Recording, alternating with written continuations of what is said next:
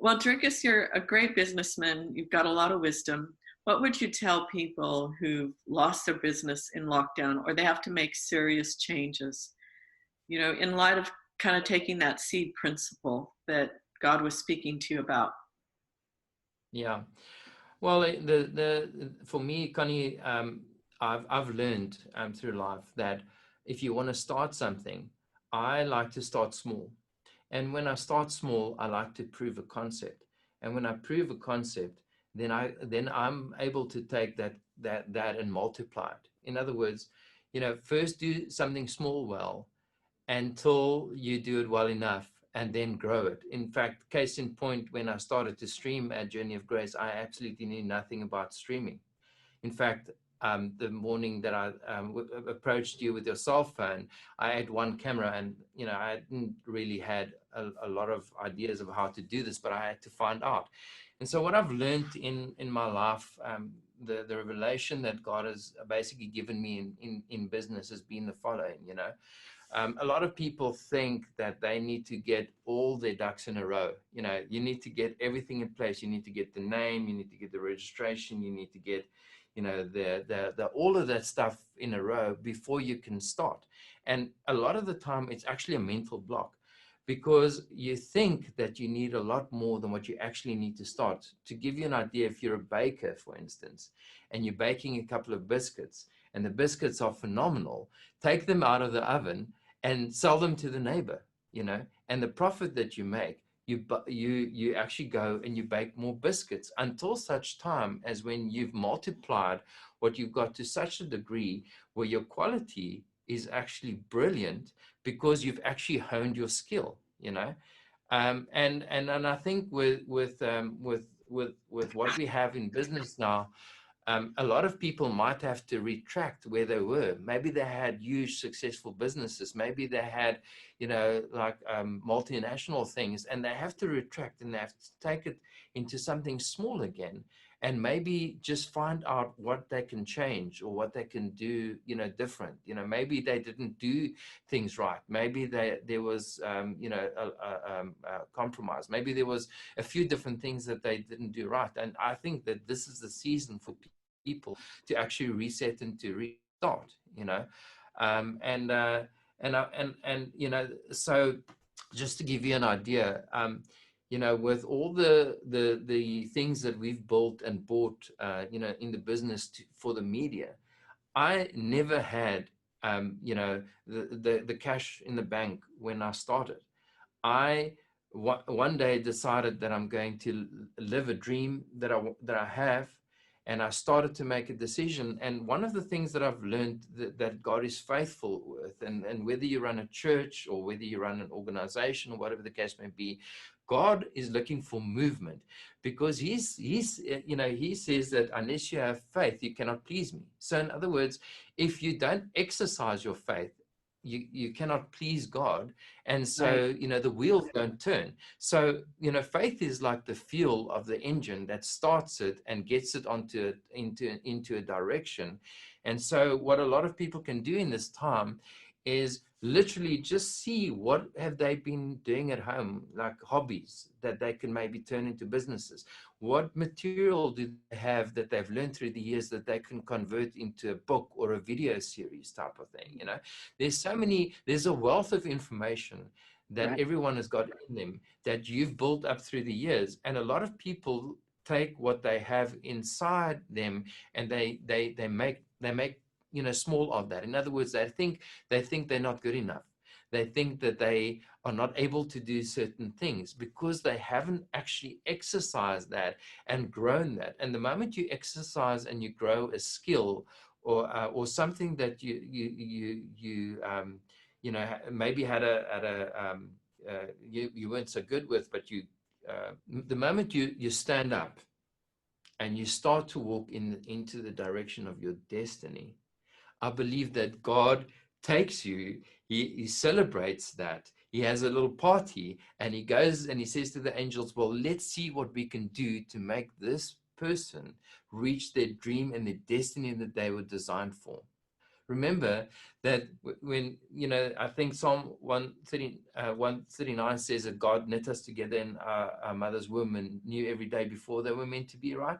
And so, God knows this season that we're going through.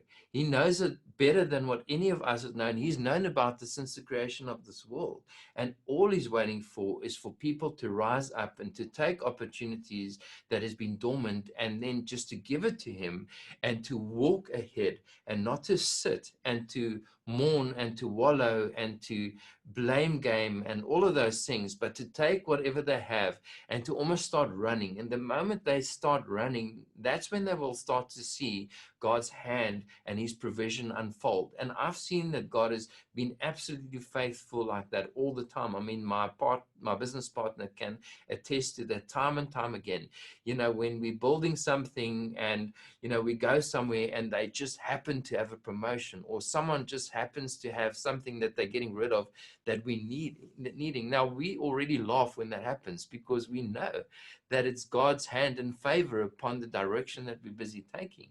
And we've seen it so many times that we actually, this for me, that, building studios or growing whatever, it's actually it's a game. It's fun. It's a plaything.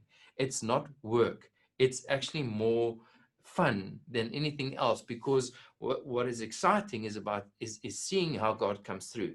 It's that testimony that we see about, what is God going to do today? Right. Right. That's going to help us into a destiny that is actually yearning for us to go into, type of thing. That's really good. It's almost like the mustard seed principle. Like, here's the Yeah. smallest little seed. You plant it in the Yeah. ground with some faith, and it Yeah. ends up becoming this great big thing. And I Yeah. think You're that right. was a lot of wisdom. I think that for people who, are shutting down, are going to relaunch, they still have seeds to plant. They still have, God still has a destiny for them. And Absolutely. the investment he gave them, he's not walking away from. If No. you could say something to give people hope, what would you say to people now? Well, firstly, I would say to people, if they realize that they haven't been following their dreams, um, the way to get into following your dreams is start to be honest with yourself, and don't beat yourself up. Don't spend weeks trying to say that, well, I feel so bad because I've never taken an opportunity and turned it into a success. I've failed many, many, many times. A lot of people have got all those stories to tell.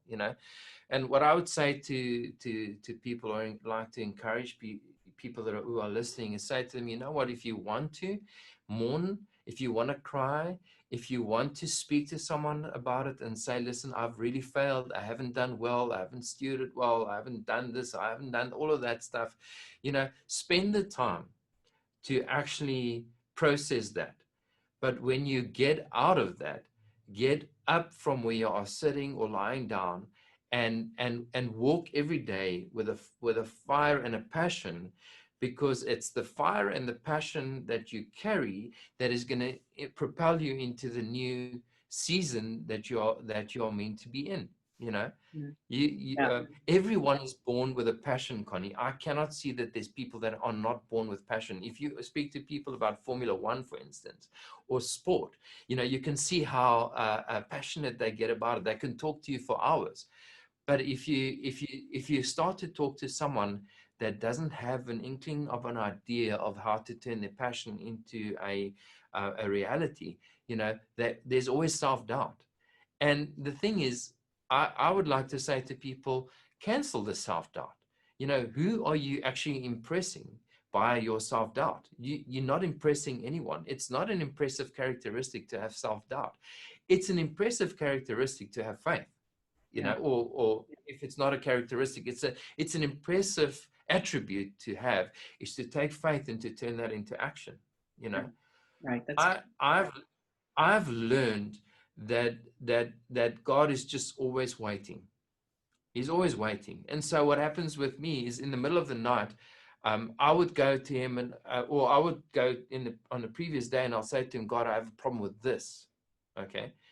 And then in the night, sometimes 3 o'clock, I wake up and then God gives me a solution. Now, I'm so used to walking in that realm that whatever problem and thing is that I'm struggling with, I'm constantly communicating it with him, and I'm telling him, like, this is my problem. Like, and how, or for instance, I've got this idea and I want to do this. Or for instance, a silly thing that happened is I was looking for couches on the internet, and the couches were very expensive. Number one, and number two, I didn't get the style that I really loved, and God told me build a couch, and I was like, well, I haven't really built a couch. Like, what do you want me to do? Like, why must I build a couch? And so I've argued with God around the couch story because I didn't really like his idea about us building a couch. But I know my partner is an extremely handy person. And so I went to him and I said, look, I think we need to build a couch. And he goes, okay. And I told him my idea and he said, well, you know what if you do this and that? And I go, yeah, sure. So in other words, like when I'm doing something new, I I spar off other people because I honestly believe that it's that team effort, that you're doing and sparring with people that actually gets you to your destination faster. And anyway, so he had a couple of ideas. Today, he actually delivered the couch structure, that was built from a concept and a picture that we got online. I don't know why God asked me to do certain things, but I believe that the reason why he does that is because he's stretching me constantly. If I'm feeling comfortable, I'm uncomfortable, Yeah. because I know that if I'm feeling comfortable, then I'm not acting in faith. I'm sorry, I'm digressing a little bit, but Connie, so what people need to do is they need to be uncomfortable. They need to be uncertain about whether things are going to work, because that's the best place to be in. You can't have all your facts together when you want to start something, because then you're never going to do that. You actually just need to run off a cliff, okay, and believe that God is going to actually dangle you from a parachute that is invisible, that you're not seeing, and he's going to land you in the destiny that he's got, that is designed you to be in. But you have to take that plunge. If you're not taking the plunge, you're never going to be who you're meant to be.